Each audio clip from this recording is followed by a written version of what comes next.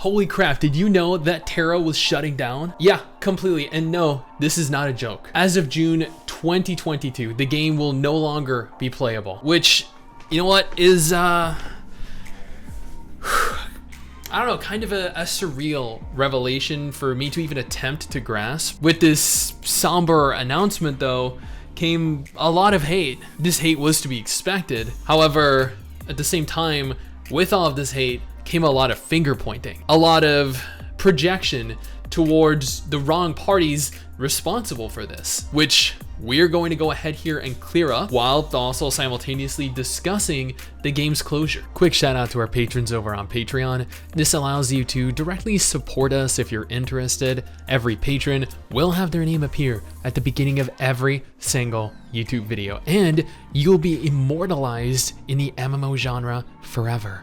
So Gameforge, who are the only publisher for TERA left after NMAS shut down their North American office, more recently made a blog post over on their website titled "The Adventure Ends." Hello, TERA players.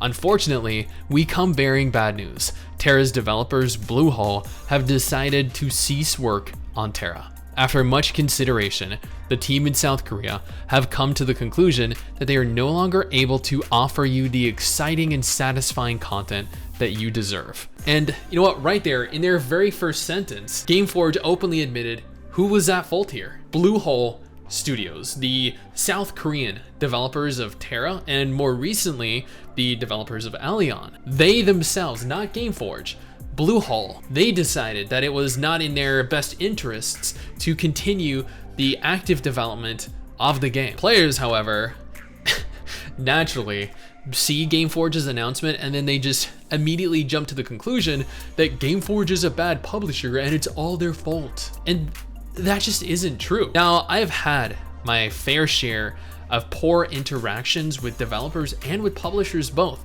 I have documented these experiences extensively in video form over a variety of different videos over an extended period of time on this very channel. But Gameforge have always been respectful, they've always been professional in our dealings, and despite their mishandling of some of their games in the past, disclosure is not their fault. As the last remaining publisher of TERA, it is with a heavy heart that we must respect Bluehole's decision and will also have to shut down the game. The TERA servers will be switched off at 10 a.m. CEST, 4 a.m. EDT on the 30th of June, 2022. Until then, we'll be running some permanent events in the hope that you'll at least be able to enjoy these final months in Arborea.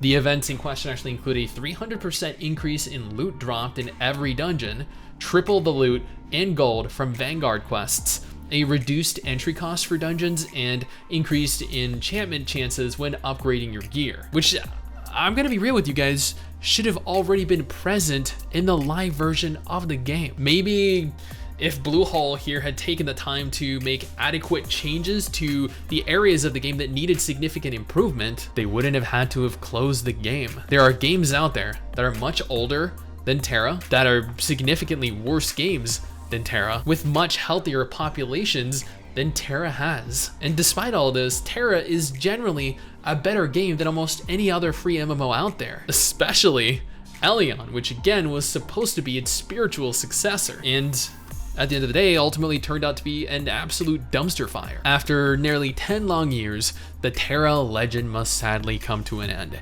Together, we have braved so many of Arborea's perils. We have fought valiantly against the Argons. We have made many new friends and gone on countless adventures. We would like to thank you for your loyalty, for accompanying us on this long journey, and for being such an amazing community.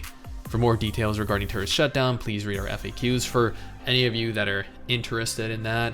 Our days in Arborea may be numbered, but the next adventure is just over the horizon. We hope to see you again soon in one of our other games. Until then, the TERA team. Now again, man, this is kind of surreal to me. I've been playing TERA since the day it launched. I still have my founder's pack, my founder's title for this game. I've literally gone back to this game every single year. You can do a search for MMO by TERA, and you'll find me covering this game every year. You'll see me doing an "Is TERA worth playing in X year" video. I mean, heck, if it wasn't for this game, MRSSSTIX would never have come across this channel and I would still be single. That alone is a scary thought, because this game introduced us to one another. Now, don't get me wrong, TERA as a game had a lot of issues. There's no denying that every game has them. Sometimes developers know how to fix them. Other times, well, they don't. Unfortunately, this was the latter in the case for Bluehole,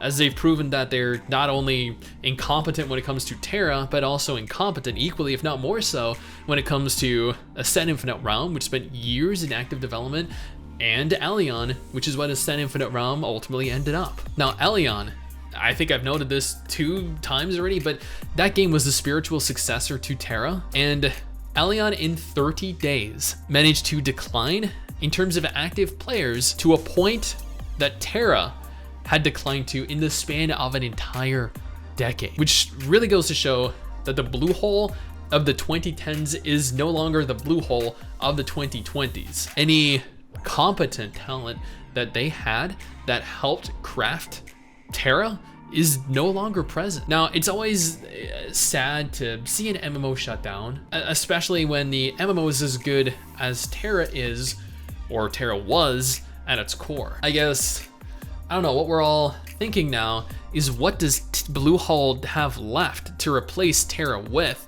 And more than that, to replace Allion with, because that definitely ain't it. And what does Gameforge have left going for it with the loss of TERA? Maybe Ion, which actually has a lower player base than TERA has. Maybe Swords of Legends Online, which struggles to hit 1,000 players playing concurrently at any point during the day. Who knows? But with so many MMOs that have shut down in the span of the last 24 months, I'm honestly a little bit concerned here with what's gonna come next. Regardless, at least we have plenty of games to replace the ones that we've lost with. That is what this video right here is for.